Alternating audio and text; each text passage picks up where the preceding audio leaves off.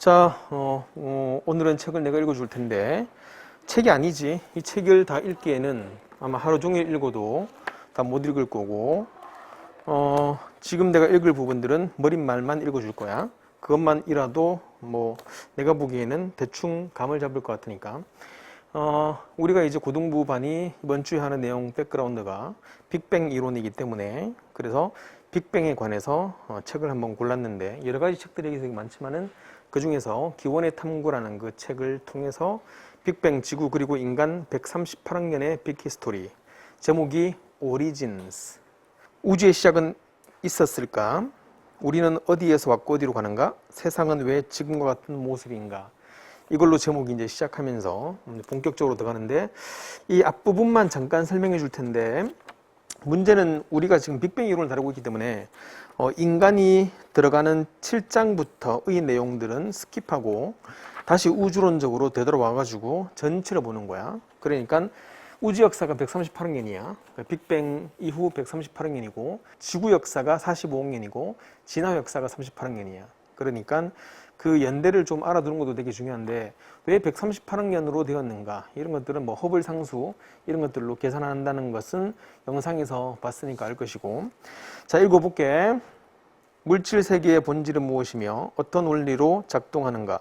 우주는 어떤 곳이며 어떻게 탄생했는가? 생명이란 무엇인가? 우리는 어디서 왔으며 어떤 진화 과정을 거쳐왔는가? 그리고 이 모든 질문들은 인간에게 어떤 의미이며 어디서 답을 찾아야 하는가? 위에 열거한 질문들은 인간 존재의 근원을 묻는 중요한 질문, 즉 빅 퀘스천이다. 이로부터 논리적으로 수반되는 후속 질문들도 마찬가지다. 이들은 인류가 이성적 사고 능력을 획득한 후로 끊임없이 떠올려온 질문이기도 하다. 우리는 다양한 질문의 답을 엮어서 창조 이야기를 만들어냈고, 이 이야기는 모든 문명의 기반이 되었다. 우주에서 자신의 위치를 파악하고 만물의 근원을 이해하는 것은 인간의 타고난 천성이자 가장 큰 욕망인 듯하다. 물론 욕망의 일부는 단순한 호기심에서 비롯되었지만 가장 큰 동기는 바깥 세상과 나 사이에서 의미 있는 연결고리를 찾으려는 감정의 발로였을 것이다. 여기까지만 읽었는데도 불구하고 너무 많은 그 인문학적 논리들이 머릿속에 막 떠오르는데, 오늘은 이야기는 하지 않을 것이야. 우주 창조설은 여러 가지 버전이 있는데, 이 책에서는 현대과학이 알아낸 버전을 주로 다룰 예정이다. 현대판 우주 창조 이론은 수천 명의 과학자들이 수많은 추론과 가설을 세우고 천체 관측을 통해 가설을 검증하고 계산하는 등 사방에 널려있는 퍼즐 조각을 끼워 맞추면서 어렵게 만들어낸 이론이다. 지금 이 순간에도 과학자들은 퍼즐 조각이 제자리에 맞게 끼워져 있는지 확인하기 위해 혼신의 노력을 기울이고 있다. 전체적인 이야기가 이해 가능한 방식으로 통합되려면 거대한 스케일의 우주에서 시작하여 인간, 미생물 그리고 모든 물질의 기본 단위인 소립자에 이르기까지 모든 퍼즐 조각이 정확하게 맞아 들어가야 한다. 이 조건을 만족하지 못한다면 빨리 포기하고 다른 길을 모색하는 게 낫겠다. 과학적 우주 창조 이론에는 권위 있는 이론이나 공인된 이론이라는 것이 없다. 그러나 만일 그런 이론들이 존재한다면 지금 독자들이 손에 들고 있는 이 책과 비슷한 내용일 것이라고 조심스럽게 짐작해본다. 나는 지난 20년 동안 이런 바람으로 교양과학 도서를 집필해 왔는데, 나의 희망사항에 가장 근접한 책이 바로 이 책이다. 다 좋다. 그런데 이 책이 과연 독자들이 원하는 책일까? 판단은 독자들의 몫이겠지만 그 전에 몇 가지 생각해 볼 것이 있다. 첫째, 기원의 탐구는 시기적절하게 출간된 책이라는 점을 강조하고 싶다. 최근 몇 년간 한간에는 기존의 만물의 이론을 수정한 새로운 만물 이론, 이게 New Theory of Everything 이라는 건데, 이것과 우리의 우주가 여러 개의 우주 중 하나라는 다중우주론 들어봤어? 이 핫토픽으로 떠올랐다. 그런 이론이 일반 대중들에게 과학이라는 이름으로 소개되고 있지만 학계에서 정설로 수용된 이론은 아니다. 나는 예전에 집필했던 책에 이런 검증되지 않은 그럴듯한 이론을 소개한 적이 있는데, 물리학에 관심 있는 독자라면 무턱대고 믿지는 않을 것이다. 이 다중우주론이라는 것, 그리고 새로운 만물의 이론이라는 것, 이런 이론들이 지금 자꾸 창조가 되고 새롭게 이제 나타나고 있기 때문에 필자는 기존에 있었던 이론 중에서 가장 정확하고 검증된 이론, 우주론적 이론을 이제 이야기하겠다는 그 말인 것 같아.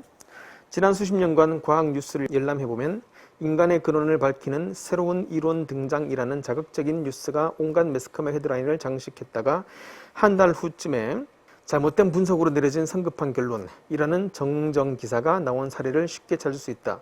이런 해프닝이 자주 발생한다는 것은 무엇이 과학적 사실이고 무엇이 추측인지 판단하기 어렵다는 뜻이기도 하다. 소수의 과학자들이 자기들만 옳다고 믿는 이론들을 책으로 출간한다면 우리는 그것을 어떻게 받아들여야 할까? 어쨌거나 그들은 우리보다 아는 것이 많은 전문가들이니 틀린 이론이라도 일단은 믿어야 할까? 나중에 이게 의사과학이라고 정말 그렇듯한데 문제는 이게 가짜 과학인 경우 주류와 비주류에서 배울 텐데 굉장히 많아. 나는 명쾌하면서 균형 잡힌 지식을 원하는 독자들을 염두에 두고 이 책을 집필하기 때문에 의심의 여지가 없는 정설과 논란의 여지가 있는 추론을 구별하기 위해 나름대로 심혈을 기울였다.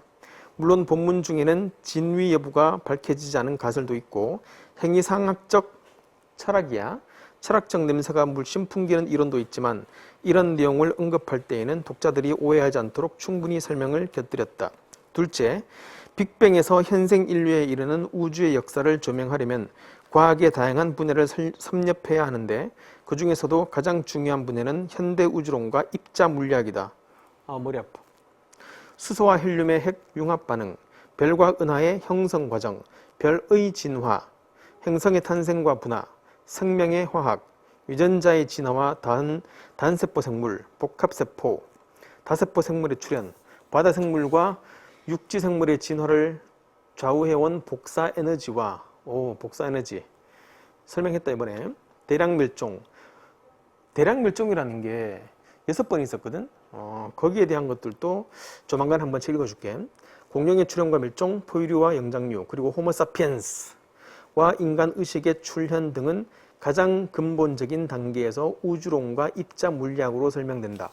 그러니까 지금 말해줬던 모든 내용들이 이 책 안에 포함되어 있는 거야. 이런 주제를 개별적으로 다루는 과학서적은 헤아릴 수 없을 정도로 많지만 기원의 탐구는 한 권의 책에 위에 열거한 모든 내용을 다룬 유일한 책이다 라고 자랑하네. 이 모든 이야기를 풀어나가려면 빅뱅에서 시작하여 인간 의식의 기원과 진화까지 138억 2천만 년에 걸친 우주 역사를 포괄적으로 다뤄야 한다. 독자들이 이 책에 관심을 갖게 된 계기는 사람마다 천차만별이겠으나 일단 책을 펼쳐 들었으니 앞으로 갈 길을 미리 알아두는 편이 좋을 것 같다. 나는 이 책 전반에 걸쳐 과학적 우주 창조 이론이 종교나 민간 신앙에서 말하는 창조론보다 훨씬 논리적이고 믿을만하다는 점을 강조할 생각이다. 결국에는 창조론을 부정하게 되네. 내가 과학적 우주 창조론을 믿는 것은 과학적 신념이나 과학 이론 자체의 권위 때문이 아니다.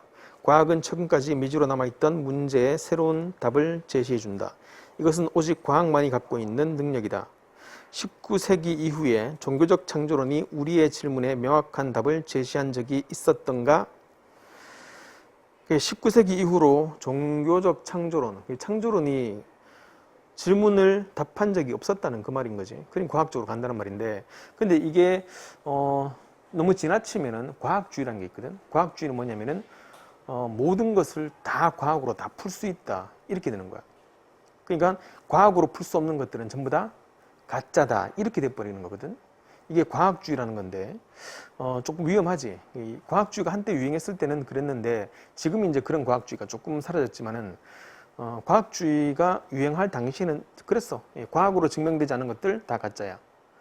지금은 과학적으로 증명되지 않은 것들 이런 것은 앞으로도 두고 볼 가능성은 있고 연구할 가능성이 있다는 걸로 그렇게 나가지만 예전에 과학주의가 한창 유행했을 때 그때는 과학이 해결하지 못하는 것 그런 것은 전부 다 있을 수 없는 거다. 그거는 존재하지 않는다. 그거는 가짜다. 이런 식으로 19세기 이후로 종교적 창조론이 우리의 질문에 명확한 답을 제시한 적이 있는가?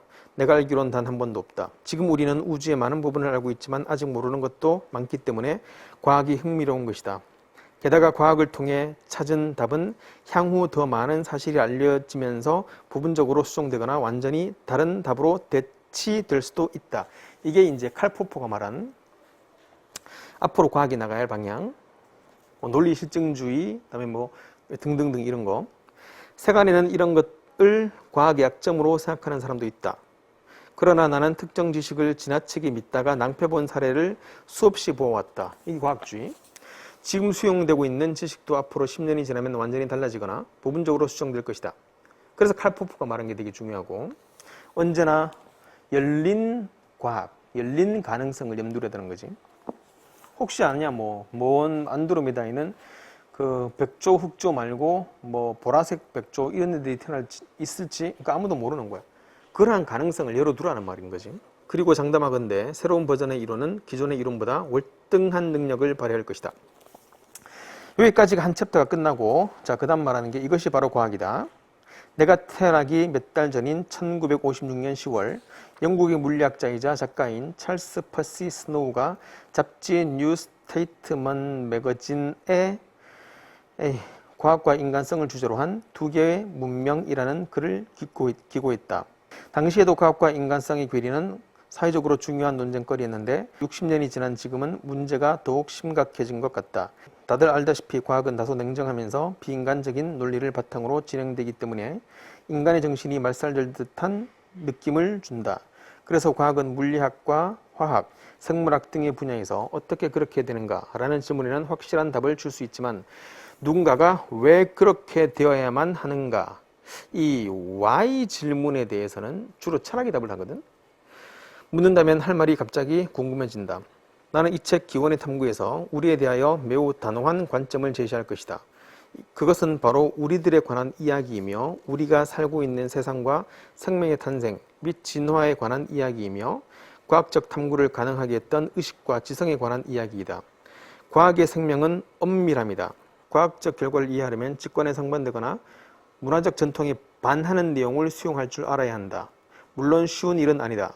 제2의 천성처럼 굳어진 고정관념에서 탈피하려면 상당한 지성이 필요하고 과학적 사실을 발표할 때에는 엄밀한 기준을 따라야 한다.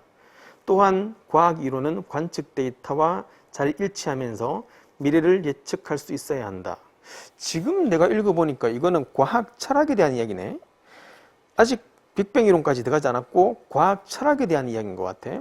과학 철학자는 유명한 사람이 두 명 있어. 첫 번째가 토마스 쿤이 있고 과학혁명의 구조 칼 포프라는 사람이 있어. 둘 다 분야가 조금 다르지만은 그 두 명의 과학 철학자가 시험에 무지하게 잘 나와. 그리고 칼 포프 쪽으로 넘어오면은 지금 말하고 있는 열린 그러한 과학이지. 과학이 단정을 짓지 말고 균합법적으로 개연성을 두고 그 다음에 새롭게 무언가가 들어올 때는 긍정적으로 좀 수용할 수 있는 그런 과학이 되어야 한다. 이런 걸 말했던 거고, 니콜라우스 코페르니쿠스가 지동설을 제안한 이후로 과학은 한때 우주의 중심으로 여겨졌던 지구와 인간을 계속해서 변두리로 몰아내어 왔다. 그것을 코페르니쿠스 원리라 한다. 우리 입장에서는 인간이 우주에서 특별한 존재이기를 바라지만 사실은 전혀 그렇지 않다. 인간 특유의 선입견과 편견에서 벗어나 공정한 눈으로 우주를 바라보면 인간은 전혀 특별한 존재가 아니며 우주는 인간의 입맛에 맞게 설계되지도 않았다. 앞으로 보게 되겠지만 인간은 우주적 진실의 한 부분일 뿐 진실이 존재하는 이유는 아니다. 다시 말해서 우주에는 존재의 목적이라는 것이 없다. 존재의 목적을 밝히는 데는 철학이 또는 신학이 해야 될 일이고, 사람들은 흔히 자기중심적인 생각에 사로잡혀 지극히 인간적인 목적을 우주에 부여하고 있지만 우주는 그런 것에 아무런 관심도 없고 주어진 법칙에 따라 앞으로 나갈 뿐이다. 철학의 목적론, 이제 나오지? 철학의 목적론. 이 자연에서 존재의 목적을 찾는다면 장담컨대 과학은 반목적론적이다. 그렇다면 과학은 비인간적인 학문일까? 나는 그렇게 생각하지 않는다. 겸손한 마음을 갖지 않으면 임의의 대상에 과학적 방법을 적용하는 것이 불가능하기 때문이다. 바로 여기서 어려움이 발생한다. 우리가 떠올리는 왜라는 질문의 대부분은 삶의 의미나 목적과 관련되어 있다. 이거 수능에 한번 나왔다. 그 수능에서 나왔던 게 뭐냐면은 마지막 지문에 언젠가는 앞으로 수백 또는 수천, 수만 년이 지나면은 우주가 탄생된 이유, 왜라는 것이 밝혀질 수도 있지만 지금은 what, 우주가 무엇이며 또 복사 에너지가 무엇이며 도플러 효과가 무엇이며 적색 편의가 무엇이며 이런 것들을 공부하기 위해서 잠시 why라는 질문을 좀 미루어 두자라는 게 수능에 나온 적이 있었어. 이 과학 철학책이야. 이런 질문에 답이 존재한다 해도 과학적 방법으로는 찾기 쉽지 않다. 과학은 원래 그런 용도로 탄생한 학문이 아니기 때문이다. 삶의 의미나 목적을 정 알고 싶다면 종교나 철학 등 다른 분야에 관심을 갖는 게 좋다. 그렇다면 과학은 신뢰도가 떨어진 학문인가? 아니다. 과학은 삶과 관련된 왜라는 질문에 답을 줄 수는 없지만 자연에서 답을 찾아내는 능력에는 거의 한계가 없다. 현대 과학의 가장 놀라운 특징 중 하나는 과거의 고위 성직자들이 왜와 어떻게를 구별하지 않고 화두처럼 간직해왔던 질문에 명백한 답을 제시한다는 점이다. 결국 과학은 빵을 만들지만 철학은 빵을 만들지 못해. 그럼 철학은 무용한 건가? 아니지. 철학은 빵을 만들지 못하지만 철학은 누구에게 빵을 분배할 것인가를 결정하고 과학의 가치 중립성. 과학은 가치가 중립이란 것은 가치를 모른다는 말이야. 과학은 도덕 중립성. 과학은 도덕을 모른다는 말이야. 과학은 과학 그 자체로만 만들어 놓고 나머지 나가야 할 방향. 항상 말했듯이 핵융합 기술을 만들고 나서 핵 발전소로 만들지 핵 무기로 만들지 그거는 과학이 결정하는 게 아니란 말이야. 그러니까 지금 본문에서 말하는 것처럼 왜와 어떻게를 구별하지 않고 화두처럼 간직해왔던 질문을 막 던졌던 것이 옛날에 과거의 고위 성직자들 그러면서 조다노 브루노 등등등 굉장히 많은 사람들이 핍박을 받고 이제 죽어나갔던 그런 사건들도 있었지. 그러니까 왜와 어떻게 그리고 무엇 이런 것들을 좀 구별할 필요가 있다는 그 말 같아. 자, 지금까지 읽어준 그러한 내용은 사실 과학 철학적인 내용이기 때문에 상당히 좀 가치가 있는 것 같아. 아직 빅뱅 들어가지도 않았는데 좀 뭔가 많은 생각을 주는 오히려 이런 부분들이 수능에 더 잘 나올 수 있겠지. 빅뱅 이론에 대한 그런 이론보다는 한번 생각할 필요가 있을 것 같아. 그러면은 조만간 또 토마스 쿤의 과학혁명의 구조 그런 것도 한번 읽어줄 시간이 또 있을 것 같은 느낌이 좀 들어. 자, 일단은 여기까지만 과학 철학이라는 내용으로만 알고 우주를 그렇게 설명하고 있다. 그리고 우리가 향후 진행해 나가야 할 방향이 무엇인가 이런 것들을 한번 좀 연구하고 생각해 볼 수 있게 해주는 그러한 부분으로만 봐도 될 것 같아.